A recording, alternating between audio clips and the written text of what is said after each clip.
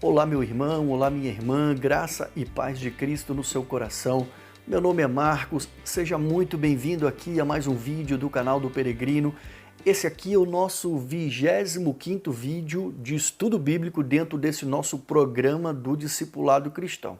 Você já conhece o programa do Discipulado Cristão aqui do canal do Peregrino? Ainda não? Então olha só. Existe um card que eu vou colocar aqui em cima, você pode clicar sobre ele e ele vai te direcionar automaticamente para uma playlist, onde ali você vai acessar todos os vídeos deste programa. Agora, se você quiser assistir o vídeo até o final, também não tem problema, porque no final eu vou deixar um outro ícone aqui para que você possa estar clicando sobre ele e acessando a nossa playlist. Só que antes de começar a falar sobre o nosso vídeo, eu quero te perguntar se você já está inscrito aqui no canal do Peregrino. Ainda não? Então não perca tempo, faça a sua inscrição agora, já deixa o seu like aí de gostei nesse vídeo e não esqueça de ativar o sino para que você possa receber uma notificação toda vez que eu postar um vídeo novo aqui no canal. Bom, o tema do nosso vídeo é muito interessante. Hoje nós vamos falar sobre o texto que está escrito em Levíticos, no capítulo 11. Existe um texto correlato com essa mesma parte de palavra que está em Deuteronômios 14, e o título do nosso vídeo é Animais Puros e Animais Impuros. É um tema muito interessante, é um tema que existem entendimentos teológicos diferentes. O meu objetivo aqui não é dizer qual está certo, qual está errado, é apresentar para você, de repente, até aquilo que eu penso dentro do meu ponto de vista, mas você, lógico, é livre para entender, junto com a guia do Espírito Santo, aquilo que é melhor para você seguir. O meu objetivo aqui é te trazer conhecimento e que você possa decidir sobre esse tema. Então, fique conosco, nos acompanhe e vamos seguindo adiante. Antes então de iniciarmos o nosso estudo, eu gostaria de fazer aqui contigo o que eu sempre faço nos vídeos de estudo bíblico, que é a nossa oração. Então, feche os seus olhos e me acompanhe. Querido Deus, nesse momento nós vamos dedicar mais um tempo, Senhor, ao estudo da Tua Palavra. Senhor, nós te pedimos que, por favor, abra a nossa mente, o nosso entendimento, o nosso coração, nos dê, ó Pai, sabedoria e discernimento para que nós possamos compreender os mistérios da Tua Sagrada Escritura. E o mais importante, Senhor, nos dê sabedoria e nos dê força para que nós possamos colocar em prática, com a ajuda do Espírito Santo, aquilo que nós iremos aprender nesse momento. Em nome de Jesus eu oro e agradeço. Amém. Então vamos ao nosso estudo? Fique comigo. Ok, então para poder facilitar a nossa visualização e o entendimento dos animais que a Bíblia classificou como puros e impuros, eu estou aproveitando esse recurso didático que eu encontrei lá no aplicativo SlideShare, uma ferramenta do LinkedIn, que foi publicado pelo reformador protestante, cujo título inclusive é A Bíblia diz Animais Limpos e Impuros. Eu vou inclusive deixar aqui na descrição desse vídeo um link para que você possa estar acessando a esse conteúdo. E nós vamos utilizar esse recurso porque ele traz visualmente, para podermos entender melhor, essa divisão entre os animais. Então vamos ver aqui o que diz o texto bíblico acompanhando das imagens. Fica mais fácil didaticamente para entendermos. Bom, em relação aos quadrúpedes, o texto bíblico que fala dos quadrúpedes está em Levíticos capítulo 11, entre os versos 2 e 8, e Deuteronômios 14, entre os versos 4 e 8. Vamos ver lá o que diz.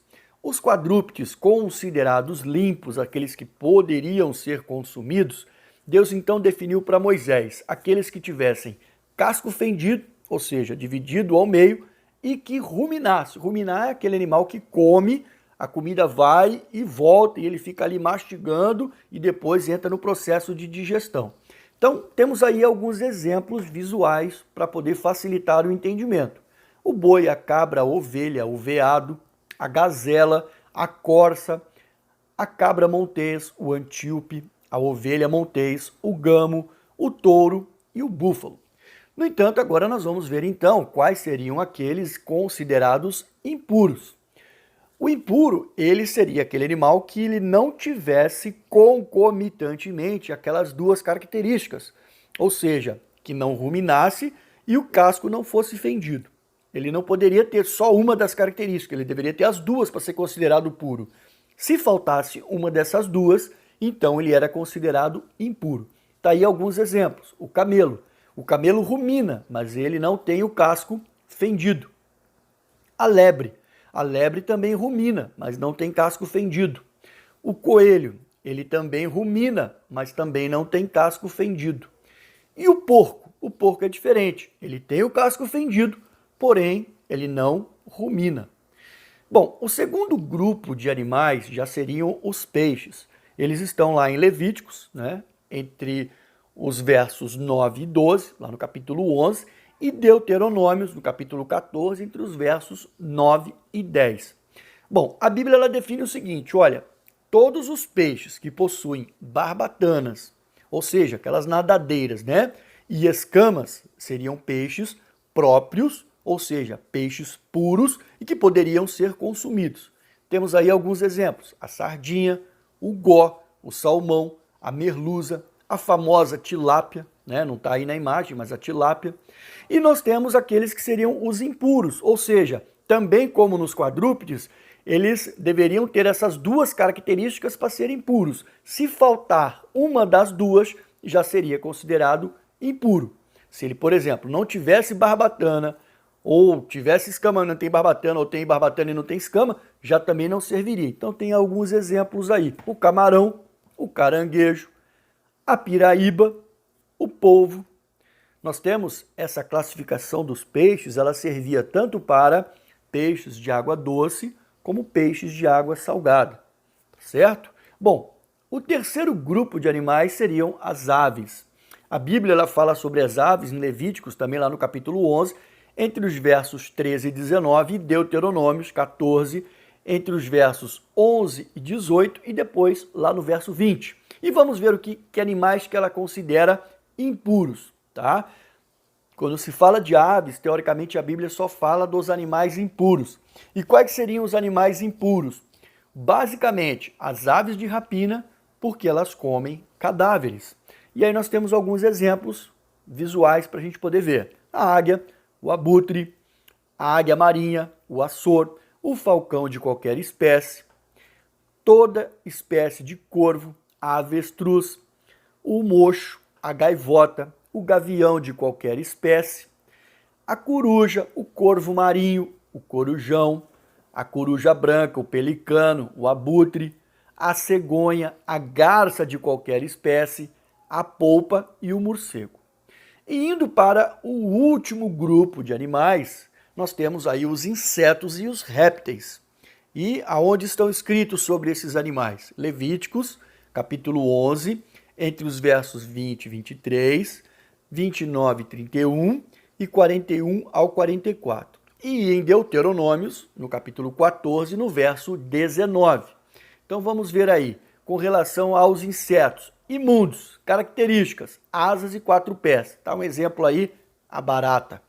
Já os animais puros, nós teríamos aí características, asas, 4 pés, porém pernas mais longas, adequadas para saltar.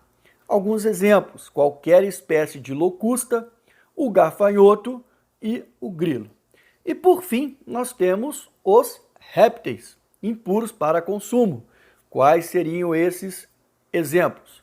A doninha, o rato, o lagarto segundo a sua espécie, a lagartixa, o crocodilo da terra, o lagarto da areia, o camaleão.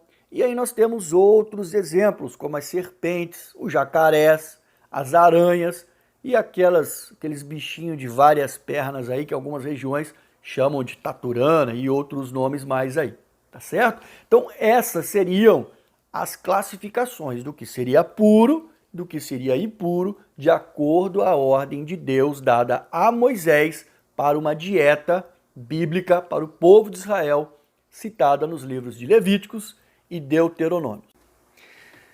Ok, como nós vimos nos slides, então, os animais foram divididos dentro dos seus grupos entre puros e impuros. E talvez a parte mais polêmica em relação a essa classificação não é a classificação propriamente dita em si, mas é aquela situação, eu devo ou não devo seguir isso à risca? Eu sou obrigado ainda a seguir essa restrição, essa dieta de não comer animais impuros ou não? Essa talvez seja a dúvida que muitas das vezes permeia a maioria dos evangélicos recém-convertidos. Por quê? Porque realmente existem entendimentos teológicos que entendem que sim, que deve se restringir a questão dos animais impuros, e outros entendem que não. Fica aí a critério do seu entendimento em relação a esse tema. Então nós vamos tentar aqui dirimir um pouco as dúvidas a respeito desse assunto. Mas antes eu quero começar aqui fazendo com você uma reflexão inicial a respeito da forma como algumas versões bíblicas abordam esse tema. Quando nós olhamos para algumas versões mais tradicionais, a Almeida atualizada, ou então a Almeida original lá, a primeira versão, e depois até mesmo a corrigida, ou a contemporânea, nós vamos ver que eles usam o termo abominável. O termo abominável, ele tem um peso muito forte, ele leva, inicialmente você ouvindo essa palavra, ele dá uma conotação de pecado, de peso muito forte a essa questão do entendimento. Esse entendimento ele foi sendo flexibilizado, nós vamos ver inclusive depois ali na questão até mesmo do Novo Testamento, onde há o primeiro concílio de Jerusalém, que existe uma flexibilização em relação a esse tema, mas antes de chegarmos lá nós vamos voltar aqui, porque eu quero dizer para vocês o seguinte, que algumas versões já trazendo esse entendimento, substituíram a palavra abominável pela palavra detestável, alguma coisa que você não gostaria, alguma coisa que você acharia ruim. Até porque se você for pegar o significado do abominável, trazer na raiz do abominar, você vai ver que o abominar é exatamente algo que te traz o presságio de alguma coisa ruim, Alguma coisa em que você realmente vai detestar, que você vai odiar. Um outro aspecto muito interessante nessa parte introdutória da análise desse texto que eu quero trazer para você é que a nova versão transformadora, por exemplo, é a única que eu vi, em que ela já traz ali a classificação dessa situação como algo de quesito cerimonial. Se você for, por exemplo, da nova versão transformadora, no verso 8, ele vai dizer exatamente o seguinte, olha, são cerimonialmente impuros para você.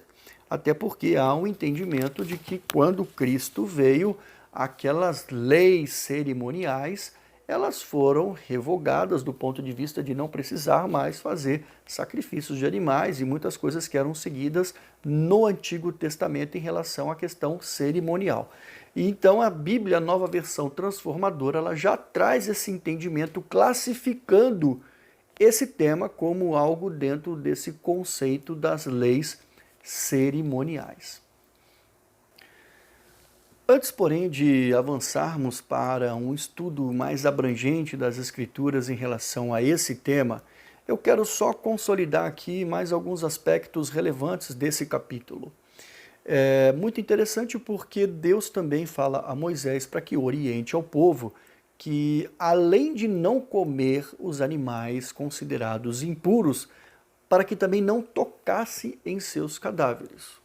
E um outro aspecto relevante é que nós podemos ver no texto que se porventura alguns desses animais, principalmente os pequenos, os répteis e os insetos, caíssem dentro de alguma cisterna ou de algum recipiente com comida, esses ambientes também se tornariam impuros. Porém, um aspecto muito interessante é que Deus diz que para aquelas coisas impuras, elas deveriam ser purificadas. Agora eu quero finalizar então esse texto lendo para você o que está escrito lá no verso 45. Lá diz o seguinte, palavras de Deus: Eu, o seu Senhor, sou aquele que os tirou da terra do Egito para ser o seu Deus. Por isso, sejam santos, pois eu sou santo. Aqui, na verdade, então, Deus está dizendo a Moisés para que diga ao povo que eles obedecessem essas regras para que eles não se contaminassem com esses animais, porque Deus era santo e ele queria que o corpo dessas pessoas também se alimentasse daquilo que ele classificou como animais puros e se mantivessem santos. Agora eu quero fazer com você aqui uma análise dentro de alguns aspectos cronológicos da Bíblia para que a gente possa então tomar uma decisão ou uma posição em relação a esse tema. Como eu disse anteriormente, o meu objetivo não é te obrigar ou te convencer de que você deve fazer uma coisa ou outra, é apenas trazer para você o meu entendimento com base naquilo que eu conheço das Escrituras e também fazer com que você tenha uma visão aberta e peça guia do Espírito Santo para te direcionar em relação ao que você deve fazer com relação a esse tema. Mas vamos lá. Quando nós olhamos para o livro de Gênesis, lá no começo da criação do mundo, nós temos lá no capítulo 1, no verso 25, o que diz o seguinte: E Deus fez os animais selvagens segundo a sua espécie, e os animais domésticos conforme a sua espécie, e todos os animais que rastejavam sobre a terra segundo a sua espécie. E Deus viu que isso era bom. Qual o entendimento que nós conseguimos tirar desse texto? Todos os animais, tudo aquilo que Deus fez, toda a criação aos olhos de Deus foi bom. Quando nós vamos a Gênesis 1, entre os versos 28 e 30, nós vamos ler o seguinte: E Deus os abençoou e lhes disse, aqui Deus está falando para Adão e Eva, sede fecundos, multiplicai-vos, enchei a terra e sujeitai-a, dominai sobre os peixes do mar, sobre as aves dos céus e sobre todo animal que rasteja pela terra. E disse ainda Deus, eis que vos tenho dado todas as ervas que dão semente e se acham na superfície de toda a terra, e todas as árvores em que há fruto que dê semente. Isso vos será para mantimento. E olha o verso 30. E a todos os animais da terra, e a todas as aves dos céus, e a todos os répteis da terra, em que há fôlego de vida, toda a erva verde lhes será para mantimento. E assim se fez. Observem então que aqui nós estamos falando de uma época ainda que Deus havia acabado de fazer toda a criação. Não havia ainda tido a queda do homem. Então, o que acontece? Qual o entendimento que nós temos disso aqui? Tudo era puro. Não havia impureza. Toda a criação de Deus, ela era perfeita. Continua sendo perfeita, mas ela era pura. Acontece que com a queda do homem, o pecado entrou na humanidade. E não só na humanidade, o pecado também atingiu toda a criação. Como que nós podemos concluir isso? Quando nós vamos ainda para o livro de Gênesis, no capítulo 7, entre os versos 1 e 2, nós vamos ver que Deus ali está falando para Noé, já na questão do dilúvio. Entre na arca com toda a sua família, pois vejo que de todas as pessoas da terra, apenas você é justo. E aí Deus fala para Noé, leve com você 7 casais machos e fêmea, de cada espécie de animal puro, e um casal macho e fêmea, de cada espécie de animal impuro. Aqui é a primeira vez na Bíblia que existe essa classificação entre animais puros e impuros. No entanto, você observa que não existe uma divisão tão específica como houve ali no livro de Levíticos, como nós acabamos de ler. Ali que só fala puro e impuro. Bom, um outro detalhe muito interessante é a quantidade que Deus manda colocar na arca. 7 animais, 7 casais de animais puros e um casal de animal impuro. Significa dizer também que Deus estava destruindo toda a criação praticamente para recomeçar o processo com aquilo que seria colocado dentro da arca. Mas observem que Deus considera os animais impuros importante para a existência da criação, que manda inclusive colocá-los dentro da arca. Até porque, se nós formos ver os hábitos alimentares desses animais, e se nós formos estudar biologicamente a cadeia alimentar dos animais, se alguns desses fossem suprimidos, certamente outros teriam que mudar os seus hábitos alimentares e tudo isso precisaria ser, talvez, aí repensado.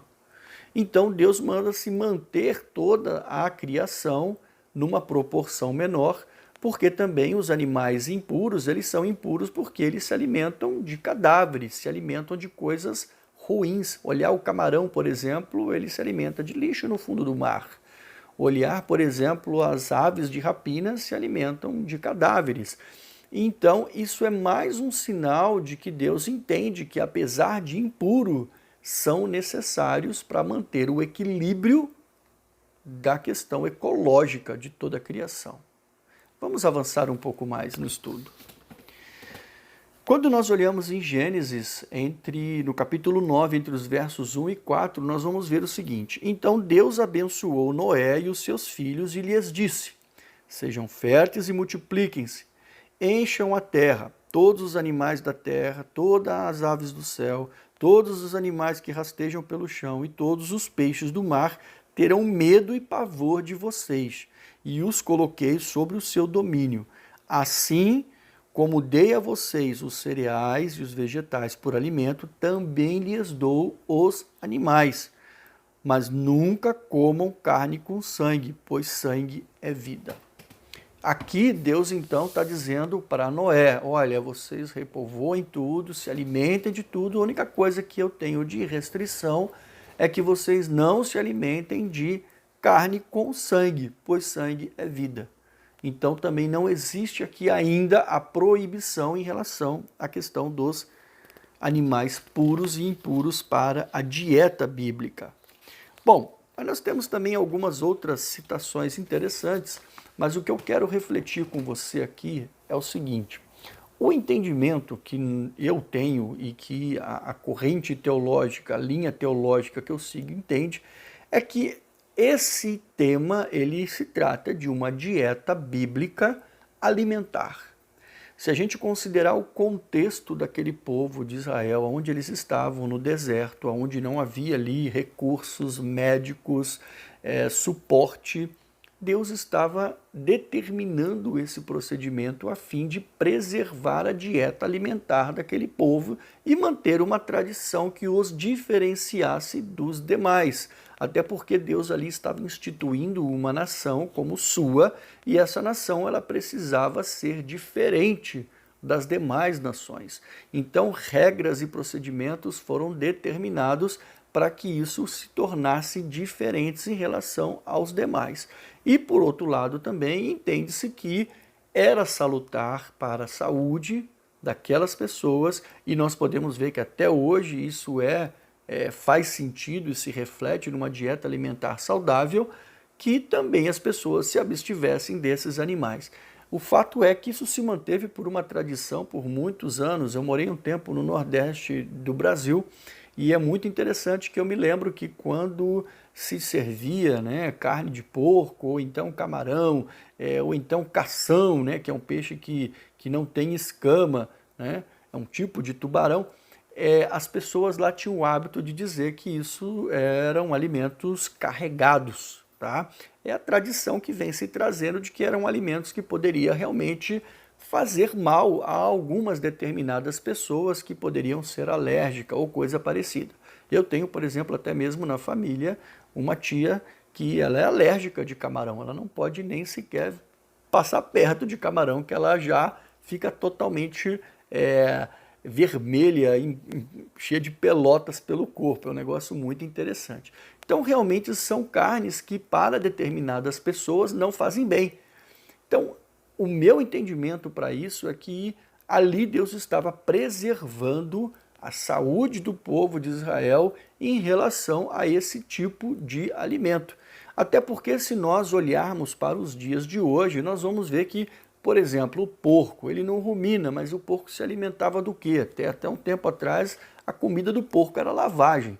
Hoje a gente olha as criações, né, de porcos, o alimento são ração.